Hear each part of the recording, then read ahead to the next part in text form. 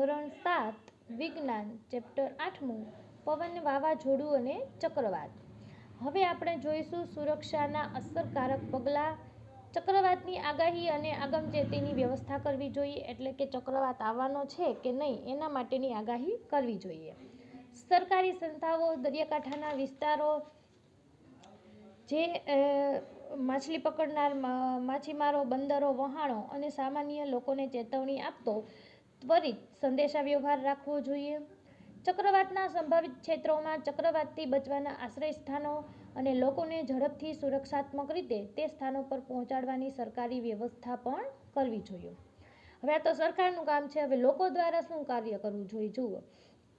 આપણે હવામાન વિભાગ વડે દૂરદર્શન, રેડિયો અથવા દૈનિક સમાચાર પત્રો જેવા માધ્યમો વડે થતી ચેતવણીની જાહેરાતોને નકારવી જોઈએ નહીં.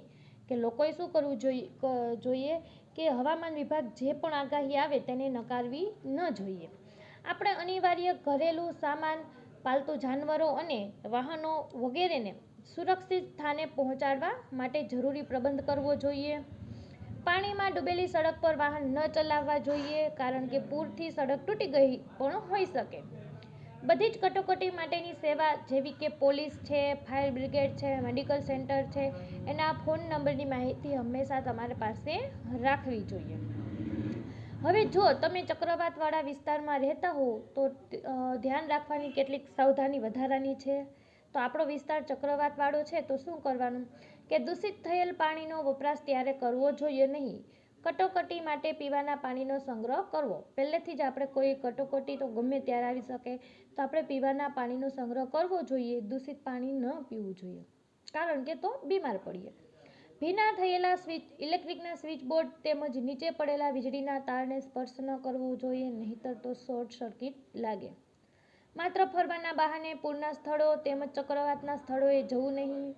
બચાવ દળ કે જે સુરક્ષા આપણી કરે છે એના વ્યક્તિ પર બિનજરૂરી દબાણ નાખવું નહીં. તમારા પડોશીઓ તથા મિત્રોની મદદ કરવી અને તેમને સહકાર આપવો. હવે અહીંયા જોઈએ કે આપણે શીખ્યા કે વાવાઝોડું ઓછા દબાણની ઘટના છે. વાવાઝોડાની બનાવટમાં પવનની ઝડપ અગત્યનો ભાગ ભજવે છે. તેથી પવનની ઝડપ માપવી ખૂબ જ અગત્યની છે.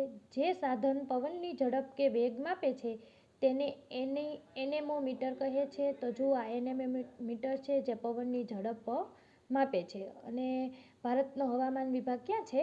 નવી દિલ્હી. હવે છે આધુનિક ટેકનોલોજીની મદદ. અત્યાર સુધીના દિવસોમાં આપણે વધુ સારી સુરક્ષા મળી ગઈ છે. સદીના પ્રારંભના સમયમાં સમુદ્ર કાંઠાના વસવાટના લોકોને ચક્રવાત આવવાની ચેતવણી મળતા સ્થળાંતર માટે 1 દિવસ કરતાં પણ ઓછો સમય મળતો હતો. આજની દુનિયા ઘણી જુદી છે. ઉપગ્રહો તથા રડારને લીધે કોઈ પણ ચક્રવાત આવવાના 48 કલાક પહેલા ચક્રવાતની સૂચના મળી જાય છે. ચક્રવાતની ચેતવણી પણ 24 કલાક પહેલા પ્રસારિત કરી દેવામાં આવે છે. જ્યારે ચક્રવાત દરિયાકાંઠાની નજીક હોય છે ત્યારે દર કલાકે અથવા તો દર અડધા કલાકે તેની પ્રગતિ તેમજ દિશા માટેના સંદેશા પ્રસારિત કરવામાં આવે છે. અનેક રાષ્ટ્રીય તથા આંતરરાષ્ટ્રીય સંસ્થાઓ ચક્રવાતની સાથે સંબંધિત કટોકટીનું પણ સતત નિરીક્ષણ કરે છે.